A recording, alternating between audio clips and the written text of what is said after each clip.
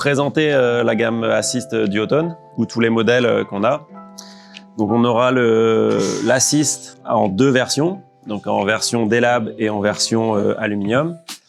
Et le Cruise, du coup avec le pod qui est en bas, en version que aluminium. Donc il faut savoir que sur le D-Lab, le pod il est vraiment intégré dans le profil, en full carbone, donc c'est le même profil que le D-Lab classique. Et sur les aluminium, on a des connecteurs qu'on pourra placer sur à peu près toutes les marques. On peut slider dans le mât directement, mettre tous les fuselages à peu près des grosses marques existantes actuelles sur le marché. Ouais.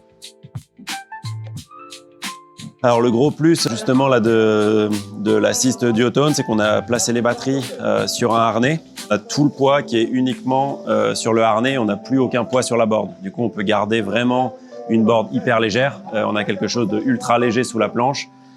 La batterie, elle fait à peu près 900 grammes, on en a deux, plus le câble et le harnais, plus la boîte, ça fait à peu près 1 kg. Donc en gros, on a à peu près 3 kg sur nous. C'est comme un petit sac à dos, tu vois, avec un peu d'eau dedans, donc c'est vraiment hyper léger. C'est vraiment une grosse différence par rapport à avoir les batteries sur la board ou sur une platine. En fait, on sent vraiment rien. C'est exactement les mêmes sensations qu'en foil classique. On peut pomper, on peut connecter sur les vagues. On a vraiment la sensation de foil classique.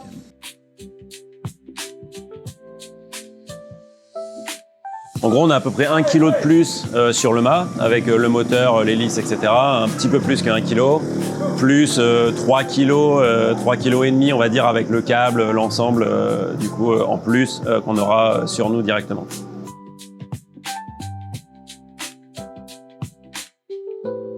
Alors ouais, on a développé du coup une gamme spécifique, du coup c'est la mid-fish, avec un tail en fiche du coup, le câble peut passer à l'intérieur. Donc c'est des boards qui sont hyper tendus, donc on aura 4 modèles pour le moment, donc en 38 litres, 48 litres, 58 litres et 78 litres. Les deux petites, 38-48, on va dire que c'est plutôt orientation vague ou downwind, c'est vraiment cette orientation-là, et 58 et 78. Donc là où on a des inserts de strap, donc ils peuvent aussi fonctionner en wing, para-wing, ça fonctionne vraiment en tout, quoi.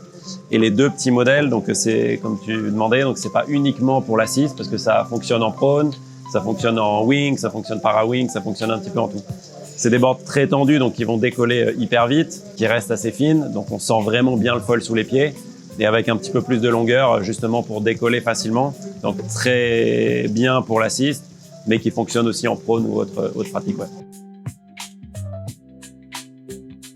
L'autonomie, c'est toujours une grande question. C'est dur de dire exactement combien de temps on peut l'utiliser. Pour l'Assist, si on prend un foil de 800 ou 900 ou 1000, en fonction un petit peu du gabarit, on fera une bonne heure de session, sans problème. Et quand je parle d'une heure, c'est vraiment non-stop, tourner, prendre des swells, revenir, repartir. Donc c'est pas s'arrêter, donc c'est vraiment non-stop. Si on s'arrête un petit peu au pic, ça sera 1h30, voire plus. En cruise, donc c'est non-stop sur une utilisation sur eau plate, on sera plutôt à 45 minutes. Après, plus si on a un petit gabarit, qu'on prend un foil plus gros, et un petit peu moins, peut-être 40 minutes, si jamais on prend vraiment un petit foil, une 800 ou une 900, du coup on aura moins d'autonomie. Donc en gros, on parle toujours entre 40 et 1h20 à peu près d'autonomie en fonction de la pratique et de ce qu'on fait, quoi. Ouais. Alors, sans problème, en fait, on a du coup 3 hélices qui vont être disponibles. Une 2 pales en plastique, une 2 pales en aluminium et une 3 pales en aluminium. C'est déjà un système avec les 2 pales qui a vraiment beaucoup de puissance. Donc, par rapport à ce qui existe actuellement, c'est clairement l'Assist le plus puissant.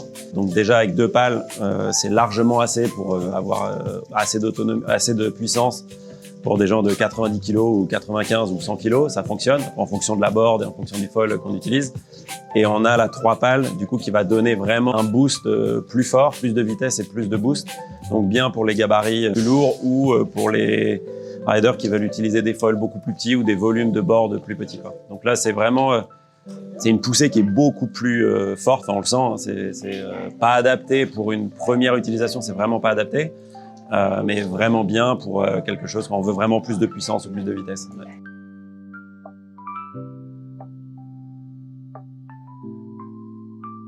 Ça, c'est vraiment un gros plus dans notre dans notre système. Donc ça peut être simple, mais en gros c'est une petite montre avec une bague qu'on met autour du doigt, avec les vitesses plus et moins. C'est hyper simple, du coup je peux le mettre autour du poignet pour montrer un peu à quoi ça ressemble. Hop. Donc, en gros c'est une petite montre où on aura l'autonomie de la remote et du set et les vitesses.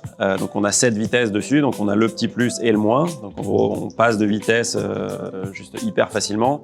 On doit rester appuyé sur la remote pour garder le système, pour continuer à le faire tourner, et dès qu'on lâche, ça s'arrête.